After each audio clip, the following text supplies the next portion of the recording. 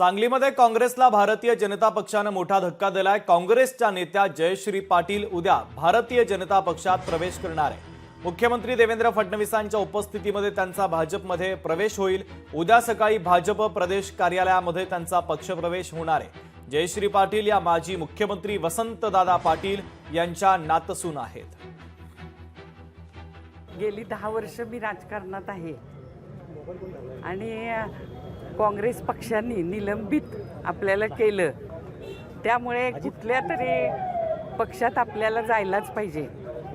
आणि मला भारतीय जनता पक्ष हे आदरणीय देवेंद्र फडणवीस यांना भेटल्यानंतर मला असं जाणवलं की आपल्या लोकांचं काम करणारा, आपल्या बरोबर राहणारा असा नेते ते आहेत।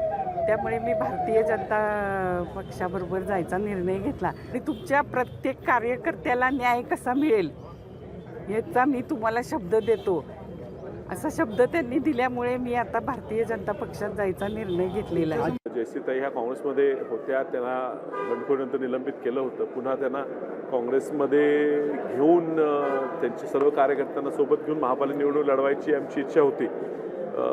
त्यांनी असा निर्णय अजून जर फायनल झाला नसेल तर तो त्यांनी बदलावा, यासाठी विश्वित कदम निश्चितच प्रयत्न करतील, त्यांच्यासोबत आम्ही आहेत।